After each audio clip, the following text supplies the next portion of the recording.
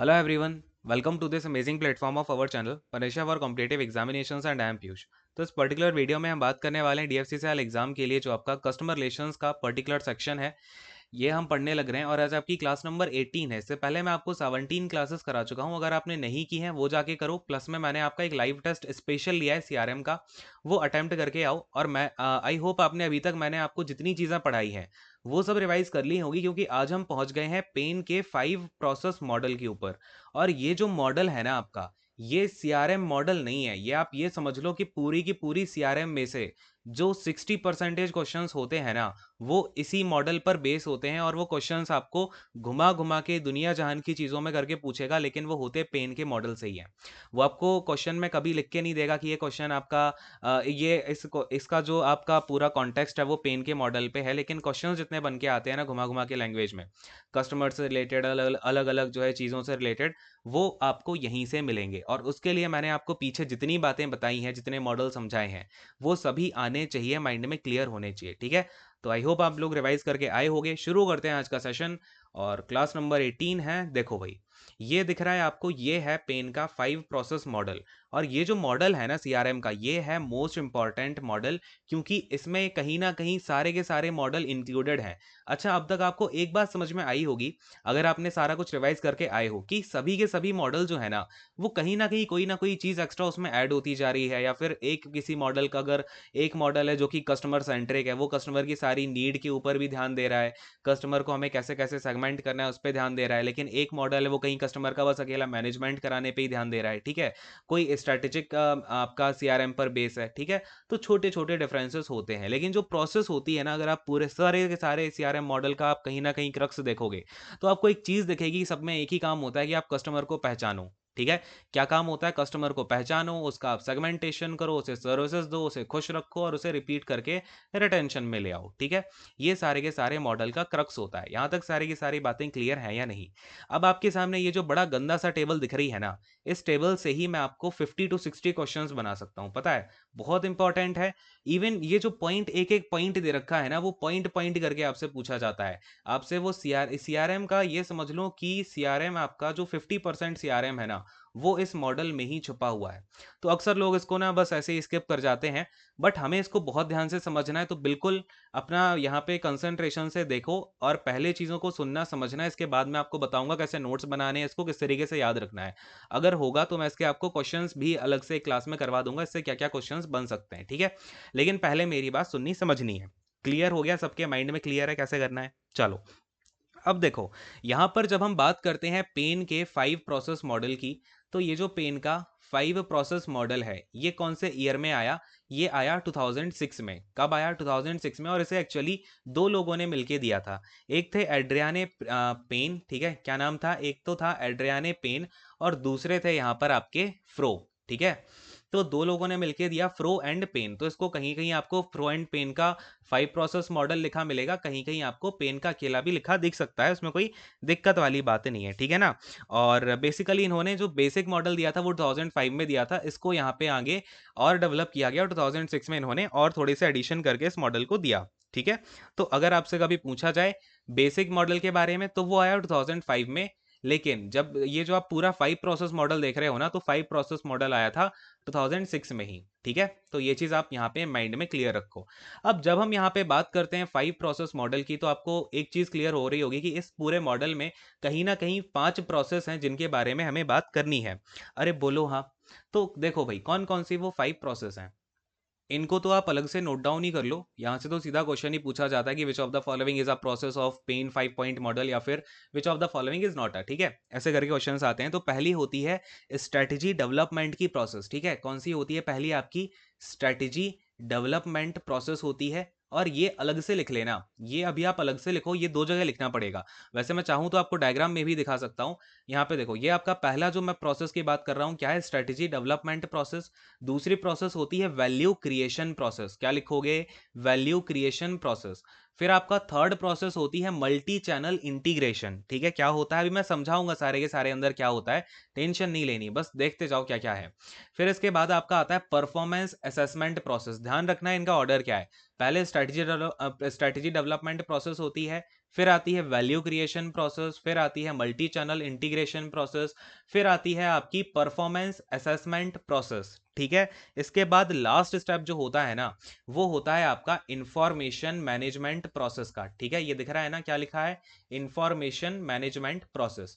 तो ये पांचों आप अलग से नोट डाउन कर लो, ठीक है ना, अलग से नोट डाउन करो इनको। और अब देखो यहाँ पे, जब भी मैं आपसे बात करूंगा पेन के मॉडल की, तो ये इसका मेन टारगेट क्या होता है, इसका टारगेट होता है, अगर आपसे पूछे कभी what is the priority, question ऐसा आता है, priority of pens 5 point model, तो इनकी प्रायोरिटी क्या होती है कि एक्विजिशन करें, acquisition and retention of customers. ठीक है, इजी है, बस आपके मेन जो मॉडल्स होते हैं उनका काम यही होता है कि हमें एक्विजिशन करना है, रिटेंशन करना है किसका, कस्टमर्स का, ऑफ कस्टमर्स। तो ये चीज आपने यहाँ पे देख ली। अच्छा, अब जैसे यहाँ पे एक्विजिशन एंड रिटेंशन, अगर मैं आपसे पूछता क्यूसीआई मॉडल, याद आ रहा है ना क्यूसीआई मॉडल की प्रायोरिटी क्या होती है, तो वहां पर हम करते हैं कस्टमर का मैनेजमेंट। ठीक है, क्या करते हैं, मैनेजमेंट ऑफ कस्टमर, तो वहां पर प्रायोरिटी है मैनेज करने की। ठीक है, ना कि आपका रिटेंशन या फिर एक्विजिशन की, मेन हमारी प्रायोरिटी होती है वहां मैनेज करने की। ठीक है, क्योंकि ये आपका एक क्वांटिटेटिव अप्रोच लगा रहा होता है क्यूसीआई मॉडल। तो समझ पा रहे हो दोनों चीजों को रिलेट करके। चलो, अब थोड़ी सी यहाँ पे अंडरस्टैंडिंग करते हैं। तो आपको यहाँ पे याद होगा मैंने एक अंडरस्टैंडिंग दी थी आपको, सीआरएम के कितने टाइप्स होते हैं, कितने टाइप्स मैंने आपको बताए थे, 4 टाइप्स बताए थे। चलो फटाफट से कमेंट करके बताओ क्या क्या टाइप होते हैं वो। जिसमें कि मैंने आपको पहला वाला स्ट्रेटेजिक सीआरएम समझा दिया था, क्योंकि हमें जरूरत पड़ी स्ट्रेटेजिक सीआरएम की वैल्यू चेन मॉडल में। अब ध्यान से देखना, ये जो आपका पेन का 5 प्रोसेस मॉडल है ना, यहाँ पे आपका जो स्ट्रेटेजिक सीआरएम था उसका यूज किया हमने वैल्यू चेन मॉडल में, ध्यान रखना।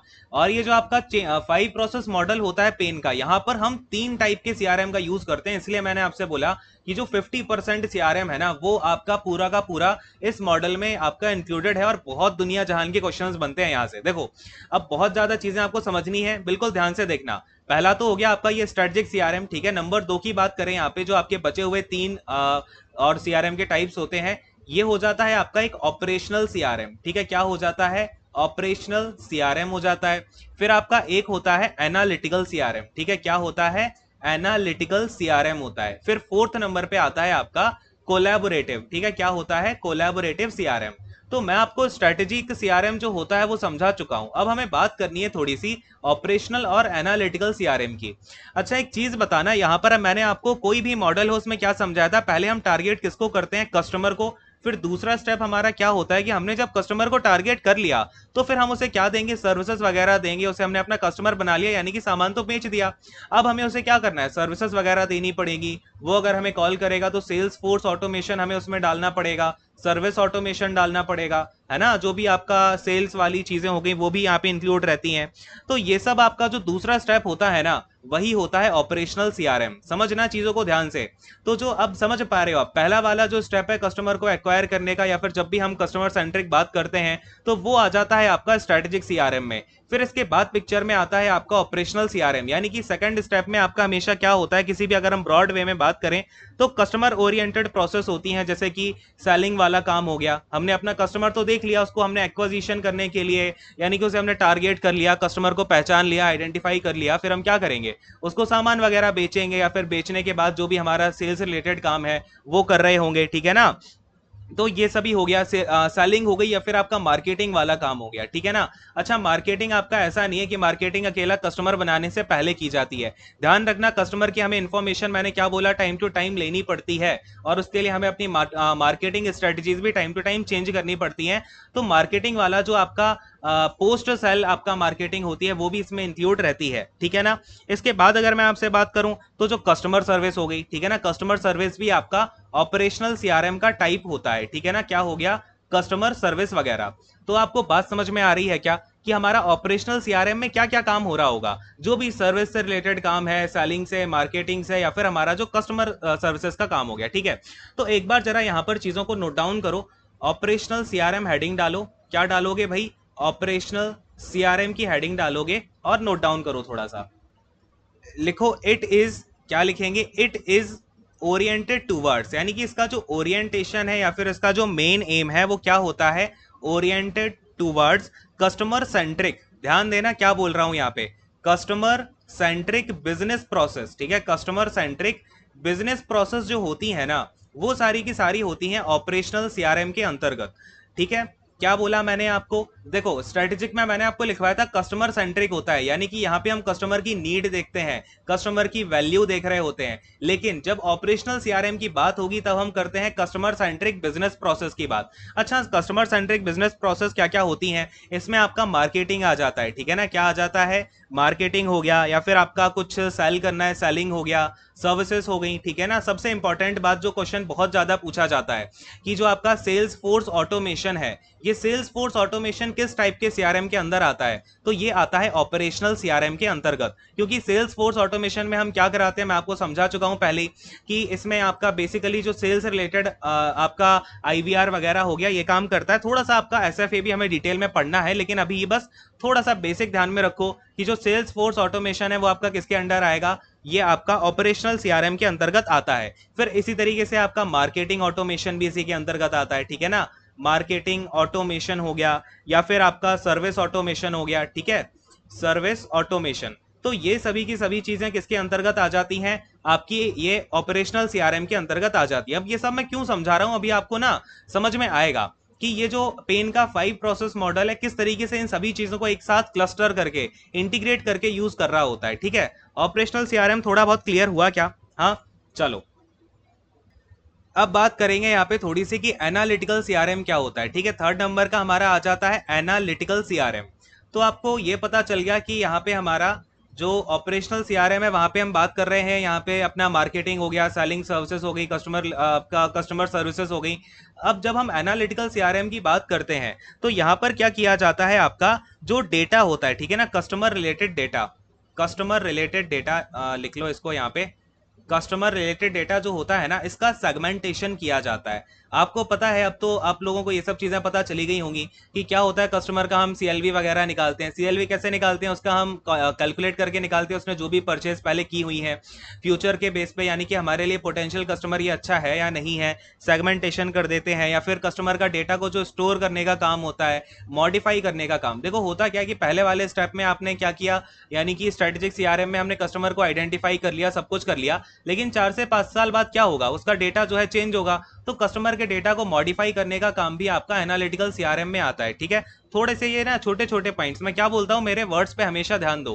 तो जहां जो मैं वर्ड लिखा रहा हूं ना उसकी बहुत मीनिंग होती है। अब यहाँ पे मैंने मॉडिफाइंग लिखा दिया, आपसे एग्जाम में क्वेश्चन आ जाएगा कि if customers data is modified then in under which article it will come, तो कौन, sorry, under which CRM it will come, तो कौन से सीआरएम के अंदर आएगा मॉडिफाई करना, एनालिटिकल सीआरएम के अंदर आएगा, ठीक है। लैंग्वेज को इसी तरीके से तो डील करना है। आई होप आपने पिछले वाले टेस्ट से ये सब सीखा होगा, लैंग्वेज को कैसे आपका डील किया जाता है। खैर ये हो गया आपका। फिर हो जाता है कस्टमर का फाइनेंशियल डेटा, ठीक है, क्या हो गया, फाइनेंशियल डेटा हो गया। मैंने आपको बताया हम क्या करते हैं, कस्टमर को आरएफएम के थ्रू सेगमेंटेशन करते हैं। आरएफएम तो हमें तभी पता चलेगा जब वो हमारा ऑलरेडी कस्टमर बना हुआ है, तभी तो उसकी हमें यहाँ पे रिसेंसी, फ्रीक्वेंसी, मॉनेटरी वैल्यू पता चलती है। तो ये सभी बेसिस पे जो आपका सेगमेंटेशन किया जाता है, ये सभी किसमें किया जाता है, आपका एनालिटिकल सीआरएम में किया जाता है। बात की गहराई तक पहुंच पाए क्या यहाँ पे, यानी कि आपका, और इवन कस्टमर का डेटा ही नहीं, यहाँ पर आपका मार्केटिंग डेटा भी स्टोर होता है, ठीक है।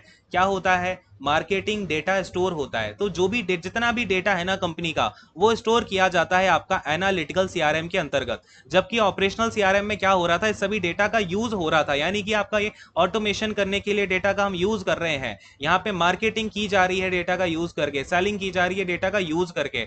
तो बेसिकली आपको एक चीज और क्लियर हुई होगी, जहां पर हम डेटा का यूज करते हैं वो तो होता है हमारा ऑपरेशनल सीआरएम, लेकिन जहां पर हम डेटा को क्या करते हैं, कंपाइल करते हैं, या फिर जहां पर हम डेटा को स्टोर करते हैं, क्या करते हैं, जहां पर हम कंपाइल करते हैं डेटा को या फिर डेटा को स्टोर करते हैं, उस टाइप के सीआरएम को क्या बोला जाता है, एनालिटिकल सीआरएम। तो बात की गहराई तक आप लोग पहुंच पाए कि नहीं पहुंच पाए, एक चीज की क्लैरिटी मिली, जहां पर हम डेटा का यूटिलाइज करेंगे वो सीआरएम कौन सा है, ऑपरेशनल।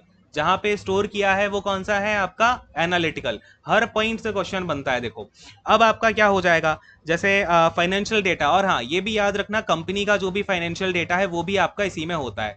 तो आपको मैंने बताया था कि क्या होता है जब हम देखते हैं कि हमारे इतने इतने कस्टमर जो है काफी वैल्यूएबल हैं। जैसे मैंने बात कर ली, चलो कोई वेल है, ठीक है, कोई वेल है हमारे लिए इंपॉर्टेंट है, और हमने उस वेल से बात करी, ठीक है, बात करी, तो मैंने आपको बताया था कस्टमर की एक क्या होती है, कस्टमर नॉलेज वैल्यू CKV होती है, याद आ रहा है कुछ।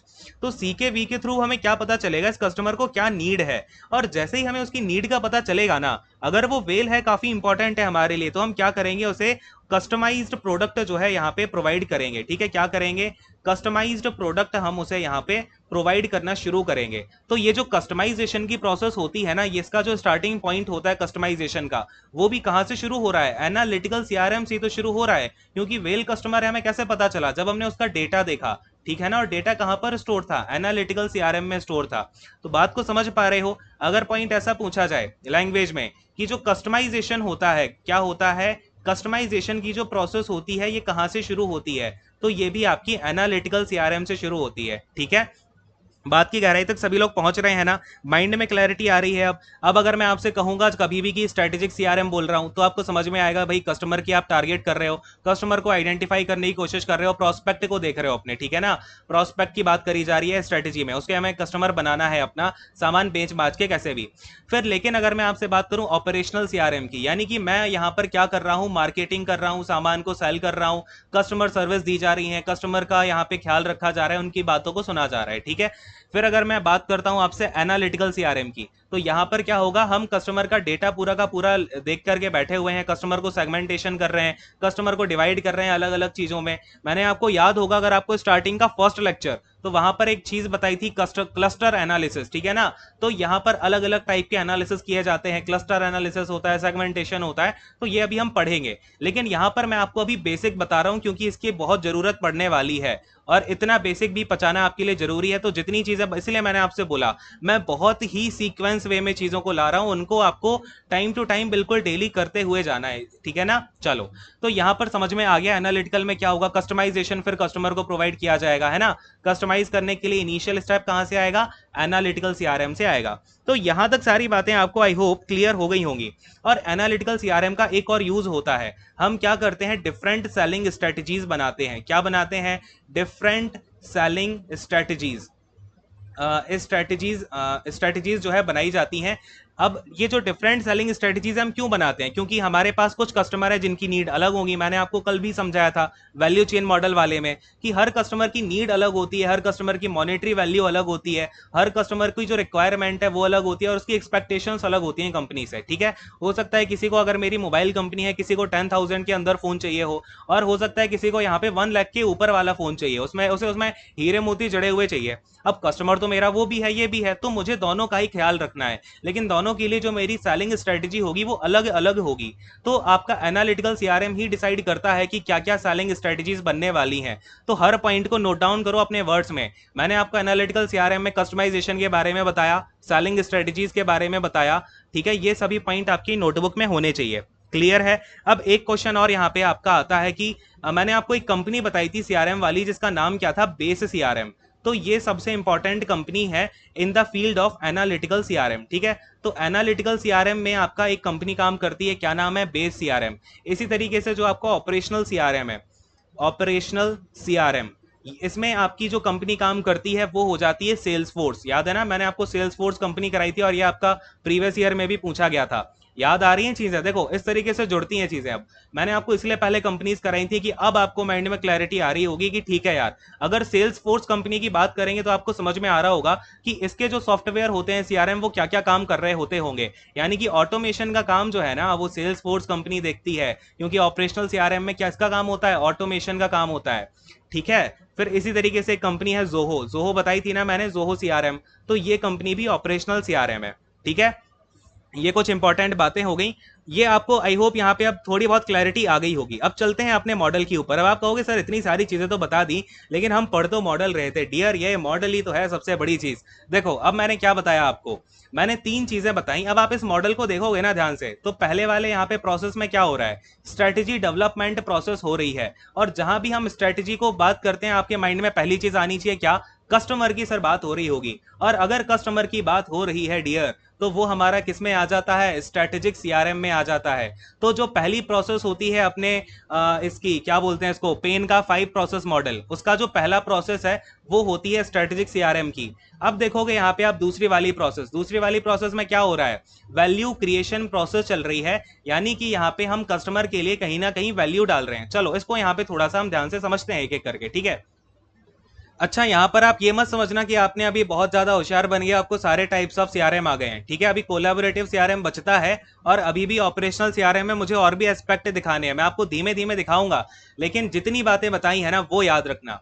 अच्छा, यहाँ पे ये वाली चीज देखो जरा, ये क्या है, मल्टी चैनल इंटीग्रेशन प्रोसेस लिखी है ना, इसके अंदर देखोगे क्या दिख रहा है, सेल्स फोर्स है, आउटलेट है, टेलीफोनी है, ओके ठीक है, मार्केटिंग भी हो रही है। कुछ समझ में आ रहा है ये कौन सा सीआरएम होना चाहिए, कौन से टाइप का सीआरएम होगा, बताओ जरा मुझे, कौन सा सीआरएम होना चाहिए, ये फटाफट से बताइए। तो ये आपका होना चाहिए कौन सा, ऑपरेशनल सीआरएम। तो अगर आपसे पूछा जाए कि ऑपरेशनल सीआरएम का एग्जांपल बताइए या फिर ऑपरेशनल सीआरएम की प्रोसेस बताओ, आपको वो ऑप्शन में यही नहीं देगा कि पेन का, मैं आपसे पेन के 5 प्रोसेस मॉडल की बात की जा रही है। क्वेश्चन ऐसे पूछेगा, विच of the following process is a type of operational CRM. आपको दे देगा multi channel integration process, value creation process या फिर स्ट्रेटजी डेवलपमेंट प्रोसेस। तो क्या टिक करके आओगे, मल्टी चैनल इंटीग्रेशन प्रोसेस टिक करके आओगे। अरे बोलो हाँ, क्लियर है कि नहीं है। चलो, फिर मैंने आपसे बोला था एक होता है हमारे पास एनालिटिकल सीआरएम। तो जरा इसको देखो यहाँ पे, ये जो आपका, वेट अ सेकंड, ये जो आपका यहाँ पे क्या लिखा है, परफॉर्मेंस असेसमेंट प्रोसेस लिखी हुई है। यहाँ पे क्या हो रहा है, हम एम्प्लॉयमेंट की वैल्यू देख रहे हैं, कस्टमर की वैल्यू देख रहे हैं, ठीक है, शेयर होल्डर की वैल्यू भी देख रहे हैं, कॉस्ट रिडक्शन, यानी कि कहीं ना कहीं ये पूरा का पूरा डेटा ही तो देखा जा रहा है। अच्छा, केपीआई मैंने आपको बताया था, चलो केपीआई का फुल फॉर्म बताओ फिलहाल तो, ठीक है। और परफॉर्मेंस मॉनिटरिंग, यानी कि ये जो पूरा का पूरा हम डेटा की स्टडी कर रहे हैं, ये किस में आती है, एनालिटिकल सीआरएम में आती है, ठीक है। क्या हो गया, ये आपका एनालिटिकल सीआरएम हो गया। तो ये चीज समझ में आई क्या, यहाँ पे 3 टाइप का ऑफ सीआरएम यूज किए जाते हैं इस पूरी प्रोसेस के अंदर, जो है आपका स्ट्रेटेजिक सीआरएम, ऑपरेशनल सीआरएम और आपका एनालिटिकल सीआरएम। तो ये तो अभी आपको बेसिक अंडरस्टैंडिंग मिल पाई है, अभी तो इसमें बहुत कुछ पढ़ना बाकी है।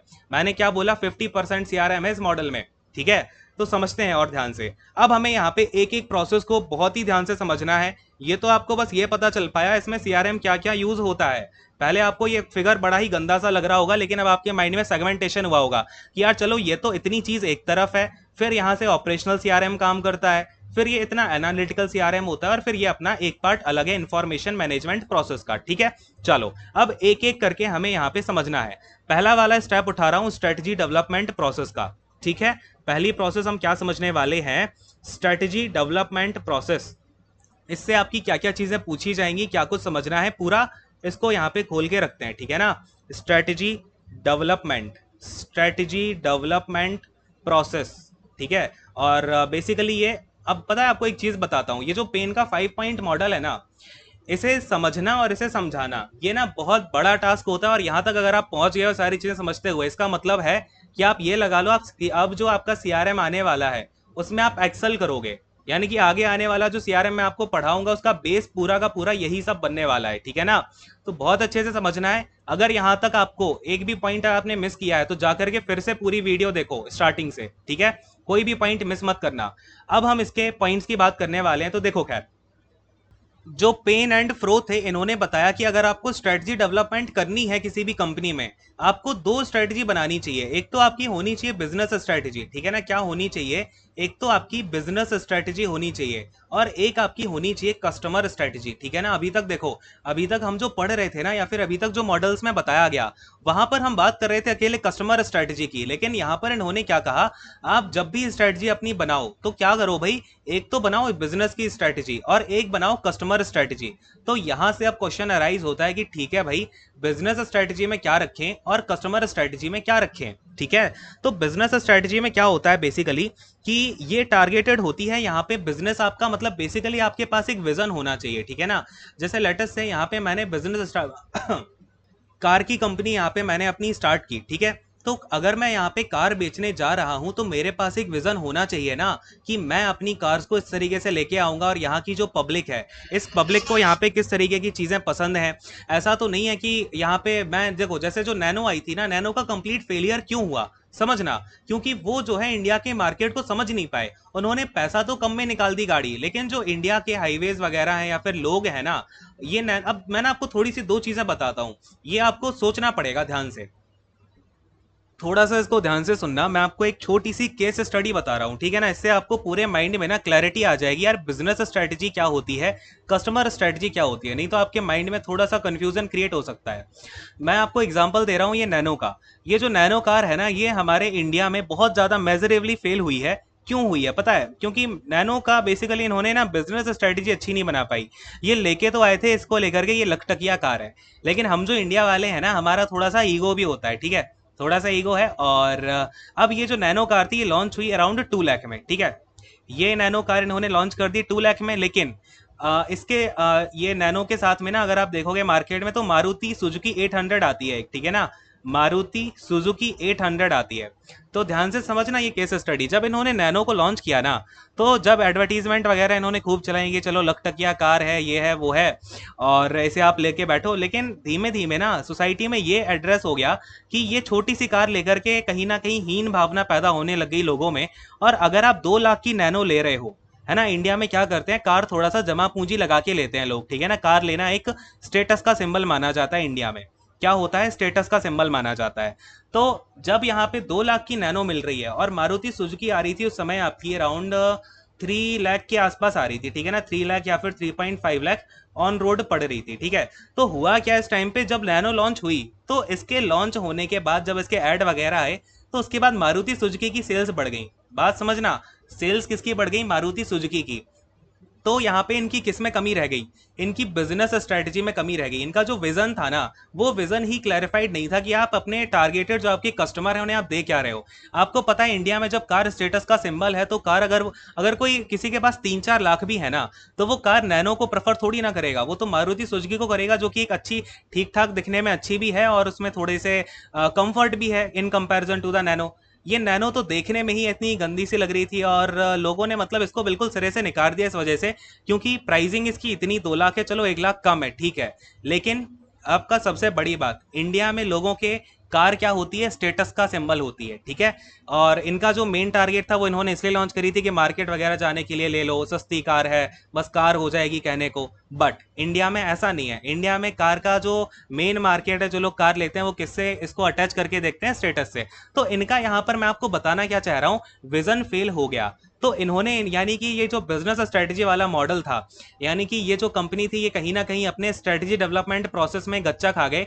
और यही बात आपकी की जाती है बिजनेस स्ट्रेटजी में। अगर मैं यहाँ पे बात करूं, तो ये 2 पॉइंट पर ही आपका फोकस करती है। पहला पॉइंट, आपकी कंपनी का विजन क्लियर होना चाहिए। दूसरा पॉइंट बिजनेस स्ट्रेटजी के अंदर आता है इंडस्ट्री कॉम्पिटिटिव कैरेक्टरिस्टिक, ठीक है ना। क्या होता है, इंडस्ट्री कॉम्पिटिटिव, कॉम्पिटिटिव और आपका कैरेक्टरिस्टिक। इसका मतलब क्या होता है कि आप जिस चीज को विजन लेके आए हो, जो कंपनी आप लेके आ रहे हो अपना बिजनेस, उसका कंपटीशन में क्या क्या चीजें हैं आपके अंदर, आपकी कंपनी में वो चीज है क्या कि आप अपने कॉम्पिटिटर को यहाँ पे अच्छी खासी जो है एक उसको अच्छा खासा अपोजिशन प्रोवाइड करवा सको, है ना। तो आपका जो कॉम्पिटिटिव कैरेक्टरिस्टिक है वो भी अच्छा होना चाहिए। ऐसा नहीं है कि कंपनी आपकी यहाँ पे आपके सामने जो कॉम्पिटिटर है वो यहाँ पे मारुति सुजुकी का ऑलरेडी प्रेजेंट है, जो कि अच्छी खासी प्राइस में अच्छी खासी गाड़ी दे रहा है, उसके सामने आप लेके आ जाओ अपनी नैनो बस 1 लाख कम में। और जो आपकी कस्टमर है, कस्टमर का टारगेट यहाँ पे आपने देखा ही नहीं कि इंडिया के कस्टमर का मेन कंसर्न क्या होता है, आप उसकी आइडियोलॉजी को ही नहीं समझ पाए, ठीक है। तो इसलिए यहाँ पे क्या बनाई जाती है, बिजनेस स्ट्रेटजी बनाई जाती है कि अपना विजन क्लियर रखो, और आपकी जो और कॉम्पिटेटिव कंपनीज है उनके रिस्पेक्ट में आप जो अपना प्रोडक्ट देने जा रहे हो उसको भी आपको ध्यान रखना चाहिए, उसको लेकर की भी आपकी क्या होनी चाहिए, स्ट्रेटजी होनी चाहिए। यही बात अगर आप देखोगे इनके मॉडल का, एक बार मैं आपको टेबल दिखाता हूं, तो इनकी कहां चली गई टेबल, देखो इसमें भी क्या है बिजनेस स्ट्रेटजी में, एक तो बिजनेस का विजन होना चाहिए, दूसरी बात इंडस्ट्री एंड कॉम्पिटिटिव कैरेक्टरिस्टिक्स होने चाहिए, यानी कि आप उस कंपटीशन में आपका बिजनेस जो है वो टिक भी पाए आगे चल के, ठीक है ना। और अभी अगर आप देखोगे तो नैनो बिल्कुल पिक्चर से बाहर है, ठीक है ना, बिल्कुल फ्लॉप गई है नैनो, है ना। फिर अब आते हैं यहाँ पे आपका दूसरे नंबर का जो स्ट्रेटजी होती है, देख रहे हो, पहली आपकी स्ट्रेटजी डेवलपमेंट होती है बिजनेस, यानी कि आप जो बिजनेस लेके आए हो उस पर अच्छे से विचार करके आओ, ठीक है ना, मेन बात यह है। कस्टमर तो बाद में ही ढूंढोगे ना। चलो फिर आता है अगला स्टेप आपका कस्टमर स्ट्रेटजी का। तो बात करते हैं कस्टमर स्ट्रेटजी में आपके क्या क्या पॉइंट्स होते हैं। तो थोड़ा सा नीचे आते हैं एंड देखो यहाँ पे अब हम बात कर रहे हैं सेकंड पार्ट पहली प्रोसेस का। क्या बोलते हैं इसको, कस्टमर स्ट्रेटजी बोलते हैं। क्या बोलते हैं, कस्टमर स्ट्रेटजी। तो इसमें देखो अब हमने अपना प्रोडक्ट वगैरह तो लॉन्च कर दिया, यानी कि हमने एक अपना विजन ले लिया कि हम कार वगैरह प्रोवाइड करवाने वाले हैं, इतने प्राइसिंग की कार अपनी जाने वाली है, बिजनेस स्ट्रेटजी हमने बढ़िया बना ली। अब उसके बाद हमें क्या करना होता है, कस्टमर को भी देखना होता है, ठीक है ना। हम क्या करते हैं इस स्टेप में कि यहाँ पे हमें क्या करना है, एग्जामाइन करना है, ठीक है ना, एग्जामाइन करना है क्या, कस्टमर की नीड्स को, यानी कि हमने एक यहाँ पे एक नीचे क्या बोलते हैं इसको, हम एक नीच यहाँ पे सिलेक्ट कर लिया, यानी कि हमने एक प्रोफाइल देख ली कि हम इस प्रोफाइल में जो है अपनी सर्विसेज प्रोवाइड करने वाले हैं, या फिर अपनी कंपनी जो है कार वाली है। अब कार वाली कंपनी तो हम लॉन्च कर रहे हैं, अब उसमें हमें क्या देखना पड़ेगा, कस्टमर का यहाँ पे नीड्स को देखना पड़ेगा कि कस्टमर की नीड्स क्या है, या फिर हमारा जो पोटेंशियल कस्टमर बनने वाला है उसकी क्या क्या यहाँ पे एक्सपेक्टेशंस हैं, पोटेंशियल एक्सपेक्टेशंस क्या है उसकी, एक्सपेक्टेशंस, ठीक है ना। ये एक्सपेक्टेशन में आपका टी गायब हो गया है, वेट अ सेकंड, एक तो भाई जल्दी जल्दी लिखने के चक्कर में ना, पोटेंशियल एक्सपेक्टेशंस क्या है आपके कस्टमर की, आपके कस्टमर को नीड क्या है ये आप समझ गए, और कस्टमर के कैरेक्टरिस्टिक्स क्या है, ठीक है ना, ये सभी आता है आपका कस्टमर स्ट्रेटजी में। और ये तो मैं आपको वैल्यू चेन मॉडल में भी बता चुका हूं कि कस्टमर स्ट्रेटजी में क्या क्या पॉइंट्स होते हैं, ठीक है ना, तो ये सब आपको क्लैरिफाइड भी होगा। तो ये सभी चीजें आपकी देखी जाती हैं। इसके अलावा कि आपका कस्टमर का क्या कैरेक्टरिस्टिक हो गया, या फिर कस्टमर का सेगमेंटेशन वगैरह का जो आपका पहले स्टेप में किया जाता है, ठीक है, वो सब हमें करना होता है। सेगमेंटेशन का मतलब क्या है, ये सेगमेंटेशन आपका हो रहा है इस बेसिस पे कि आपका कस्टमर का टारगेटेड मार्केट है कहाँ पे। लेटस से यहाँ पे क्या हुआ, मैं जूस बेचना चाहता हूँ, क्या बेचना चाहता हूँ मैं यहाँ पे जूस बेचना चाहता हूँ, तो एक रीजन है आपका गर्म रीजन, ठीक है, एक है हॉट रीजन, एक है आपका कोल्ड रीजन। तो बताओ कहाँ पे बेचना ज्यादा सुटेबल रहेगा, हॉट रीजन वाले कस्टमर ज्यादा पियेंगे ना जूस को। तो बस इसी तरीके का जो सेगमेंटेशन होता है ना स्टार्टिंग में वो किया जाता है, ठीक है, बाद में होता है आरएफएम वाला, तो इसको ध्यान रखना। सेगमेंटेशन का मतलब ये नहीं है कि आपका एक ही टाइप का होता है, मैंने क्या बोला, अलग अलग टाइप के सेगमेंटेशंस होते हैं, ठीक है ना। तो समझ में आ गया आपका स्ट्रेटेजी दो टाइप की, एक कस्टमर स्ट्रेटेजी और एक बिजनेस स्ट्रेटेजी। चलो अब ये हो गई आपकी पहली वाली प्रोसेस। नाउ अगर हम सेकंड वाली प्रोसेस की बात करते हैं जिसे बोला जाता है वैल्यू क्रिएशन प्रोसेस, तो इसमें क्या होता है, ये वाला स्टेप अपना खत्म हो गया। अच्छा अब एक काम करो आप लोग, एक बहुत ही इंपॉर्टेंट लाइन आपको मैं नोट डाउन करा रहा हूं, इसको यहाँ पे नोट डाउन कर लो, ठीक है ना। जो आपका पहला वाला प्रोसेस होती है ना उसके नीचे क्या लिखोगे कि ये जो आप बिजनेस स्ट्रेटजी है, बिजनेस स्ट्रेटजी को मैं बीएस लिख रहा हूं, कस्टमर स्ट्रेटजी को मैं सीएस लिख रहा हूं, ये दोनों किस तरीके से जुड़े हुए हैं। तो यहां पर लिखो बिजनेस स्ट्रेटजी, इसको आपको पूरा लिखना है, मैं शॉर्ट फॉर्म में लिख रहा हूं। Business strategy paves the way, paves the way, Hindi में भी समझा दूंगा, पहले लिखना, paves the way for the understanding, for the understanding, understanding and clarity, clarity of the product, of the product या सर्विस, ठीक है ना, ऑफ द प्रोडक्ट या फिर service a company is offering, that a company, ठीक है ना, क्या लिखोगे, that a company is offering. फिर इसके बाद में क्या होता है, मैंने यानी कि क्या लिखवा दिया, बिजनेस स्ट्रेटजी जो है, बिजनेस स्ट्रेटजी जो है ना उससे क्या पता चलता है कि आपका यहाँ पे आप क्या प्रोडक्ट दे रहे हो उसकी क्लैरिटी पता चलती है, उसके बारे में अंडरस्टैंडिंग होती है कि आपका क्या प्रोडक्ट है या फिर क्या सर्विस है। अब होता क्या है कि ये जो बिजनेस स्ट्रेटजी है यही आपका यहाँ पे डिसाइड करता है, क्या लिखोगे यहाँ पे, BS business strategy decides how customer strategy needs to be shaped, how customer strategy needs to be shaped.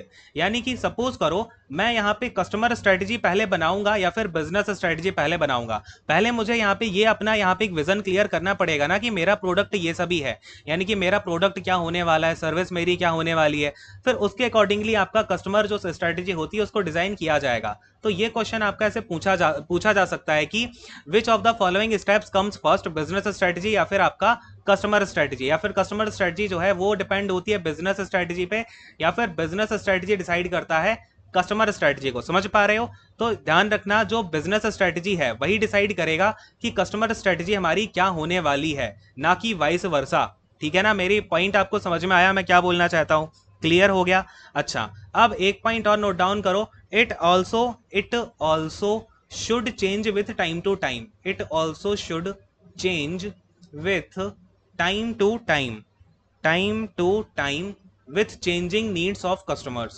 with changing needs of customers। तो बात जरा ध्यान से सुनना, needs of कस्टमर्स। अब सपोज करो मैंने यहाँ पे अपना कोई प्रोडक्ट लॉन्च कर दिया, यानी कि मैंने यहाँ पे अपनी कार वाली कंपनी लॉन्च कर दी, तो मुझे जरा ये बताओ अब यहाँ पर मेरी जो बिजनेस स्ट्रेटजी है उसके अकॉर्डिंगली मैंने क्या किया, कार वाली कंपनी तो लॉन्च कर दी, तो क्या ये हो सकता है कि मुझे अपनी customer strategy time to time change करनी पड़ जाए? हाँ हो सकता है, क्यों नहीं होगा, क्योंकि कस्टमर की जो नीड्स है ना वो टाइम टू टाइम चेंज होती रहती है। आज से 10 साल पहले लोगों को जो चीज पसंद थी वो अब नहीं है, ठीक है ना। पहले जो है आपकी राजदूत चला करती थी, अब राजदूत नहीं चलती है, अब बुलेट चलती है, ठीक है। तो पसंद जो है कस्टमर की चेंज होती रहती है, इसी के अकॉर्डिंगली आपकी बिजनेस स्ट्रेटजी भी चेंज होनी चाहिए और आपकी कस्टमर स्ट्रेटजी भी चेंज होती रहनी चाहिए, ठीक है। तो ये चीज ध्यान में रखना।